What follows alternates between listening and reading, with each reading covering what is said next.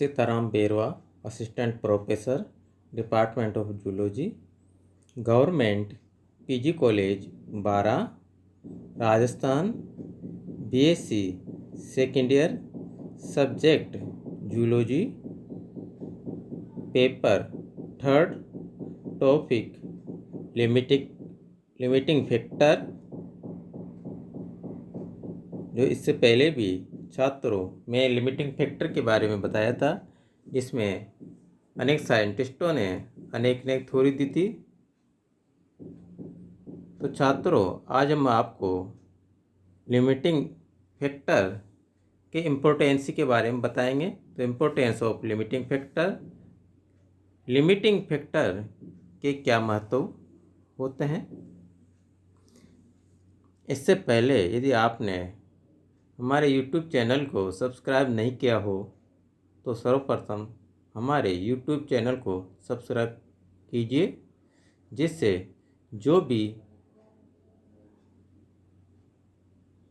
हमारे चैनल पर जो भी वीडियो अपलोड किया जाता है वो तुरंत आपको प्राप्त हो। तो छात्रों, आज हम आपको सिलेबस के अकॉर्डिंग लिमिटिंग फैक्टर की इम्पोर्टेंस के बारे में बताने जा रहे हैं कि क्या क्या इसका महत्व होता है।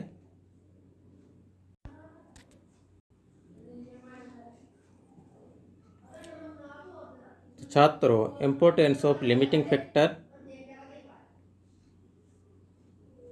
के बारे में आपके सामने वीडियो के द्वारा प्रस्तुत कर रहे हैं कि लिमिटिंग फैक्टर द्वारा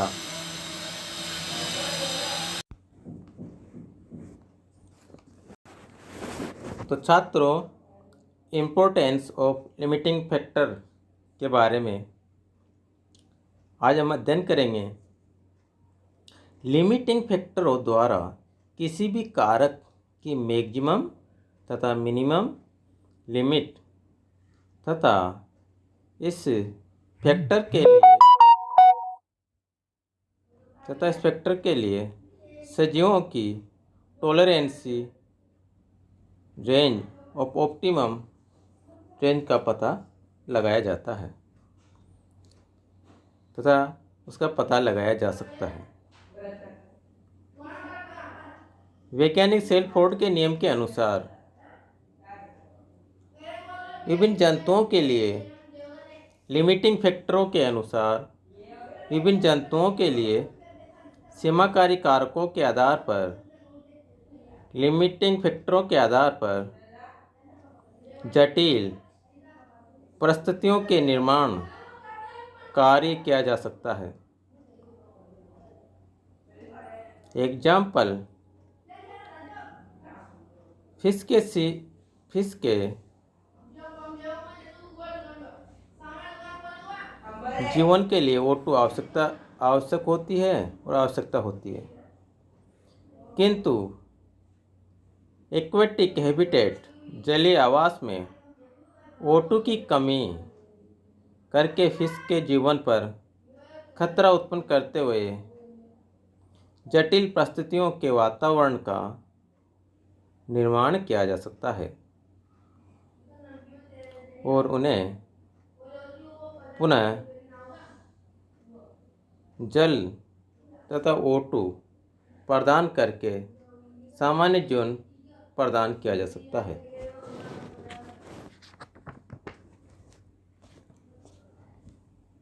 लिमिटिंग फैक्टर के आधार पर साइंटिस्टों ने बताया कि अधिक सहनशीलता रखने वाले जंतु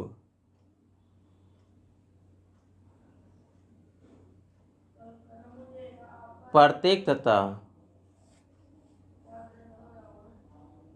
क्रम से सहनशीलता रखने वाले जंतु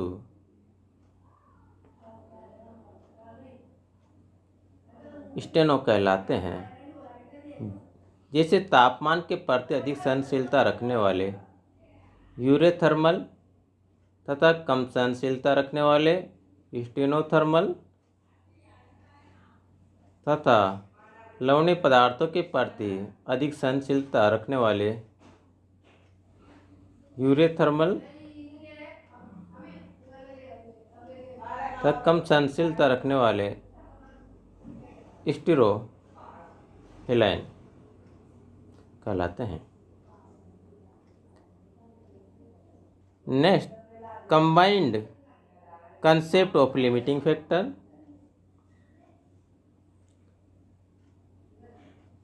इसके अंतर्गत साइंटिस्टों ने बताया कि वातावरण में पाए जाने वाले सभी फैक्टर के मैक्सिमम तथा मिनिमम लिमिट के मध्य की रेंज सजीवों के जीवन को प्रभावित करती है। लिमिटिंग फैक्टर के आधार पर वातावरणीय कारकों पर सजीवों के जीवन पर प्रभाव का अध्ययन किया जा सकता है। सजीव कारकों की मैक्सिमम तथा मिनिमम लिमिट के मध्य सर्वाधिक क्रियाशीलता दर्शाते हैं, जिसको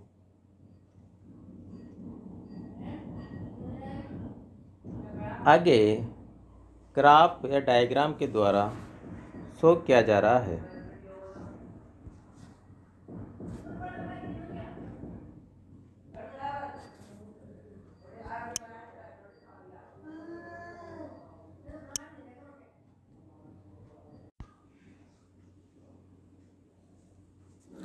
तो इसके द्वारा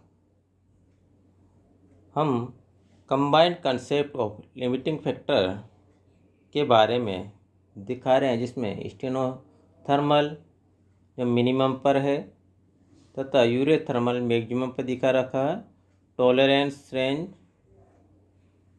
क्रिया बिंदु एक्शन पॉइंट तथा ताप जो इसमें दिखा रखा है। इसी प्रकार से नेक्स्ट स्लाइड के अंदर भी हमको एक और बता रखा, जिसमें सामान्य से बहुत कम तापमान के बारे में दिखा रखा है तथा सामान्य से कम तापमान, फिजियोलॉजी, स्ट्रेस जोन, सामान्य तापमान नॉर्मल जोन, सामान्य से अधिक ताप फोस्फोएस्ट्रोजोन, इसी प्रकार से सामान्य से बहुत अधिक तापमान। इस प्रकार के सभी तापमान दिखा रखा है इस ग्राफ में। इसमें ORO, TRO, बर्ड्सविल, इसमें मिनिमम लिमिट और मैक्सिमम लिमिट भी दिखा रखी है। और जो सर्वप्रथम ग्राफ बढ़ता हुआ दिखाता है, फिर ऑप्टिमम रेंज के बाद में वापस डाउन होता जाता है। इस तरह से ये मिनिमम और मैक्सिमम लिमिट के बारे में बता रहा है। तथा नेक्स्ट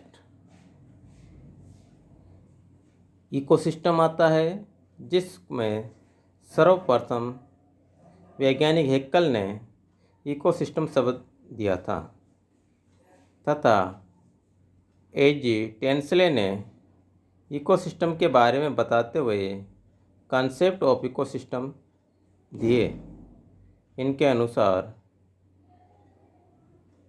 किसी आवास में एबायोटिक तथा बायोटिक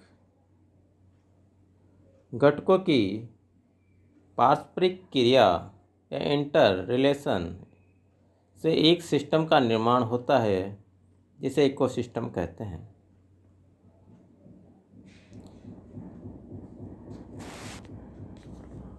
जो अनेक प्रकार का होता है। नेचुरल इकोसिस्टम किसी प्राकृतिक आवास में पाए जाने वाले अजैविक और जैविक घटकों की पारस्परिक क्रिया से जिस सिस्टम का निर्माण होता है, उसे नेचुरल इकोसिस्टम कहते हैं। तो छात्र आपको समझ में आ रहा है कि लिमिटिंग फैक्टर की इम्पोर्टेंस क्या है, the combined concept of limiting factor तथा कंसेप्ट ऑफ इकोसिस्टम। इकोसिस्टम क्या है, इसमें नेचुरल इकोसिस्टम के बारे में बता दिया। अब नेक्स्ट आता है आर्टिफिशियल इकोसिस्टम, जो किसी कृत्रिम आवास जो आर्टिफिशियल बनाया जाता है, नेचुरल आवास नहीं होता। कृत्रिम आवास में पाए जाने वाले अजैविक व जैविक घटकों की पारस्परिक क्रिया से जिस सिस्टम का निर्माण होता है उसे आर्टिफिशियल सिस्टम कहते हैं। एक्वेटिक इकोसिस्टम किसी जलीय वास्तुतंत्र कहते हैं जिसमें किसी जलीय आवास एक्वेटिक हैबिटेट में पाए जाने वाले अजैविक और जैविक घटकों की पारस्परिक क्रिया से जिस सिस्टम का निर्माण होता है उसे एक्वेटिक सिस्टम कहते हैं। टेरेस्ट्रियल इकोसिस्टम, जो किसी स्थलीय आवास में पाए जाने वाले अजैविक तथा जैविक घटकों की पारस्परिक क्रिया से किस सिस्टम का निर्माण होता है उसे टेरेस्ट्रियल इकोसिस्टम कहते हैं। इसी प्रकार से नेक्स्ट पॉन्ड इकोसिस्टम, जो छात्रों हम नेक्स्ट स्टेज के दिन आपको पॉन्ड इकोसिस्टम के बारे में बताएंगे कि पॉन्ड इकोसिस्टम क्या होता है। इसके साथ ही आज का ये टॉपिक यहीं पर एंड होता है तथा जो भी अभी तक हमने वीडियो बनाए और वीडियो अपलोड किए और उनको आपने देखा, उसको नोटेट कर लीजिए तथा उस पर रीडिंग मार लीजिए, क्योंकि अब इसके ऊपर टेस्ट लिया जाएगा जो भी आपको पढ़ाया गया है। इसके साथ ही आज का टॉपिक का अंत होता है।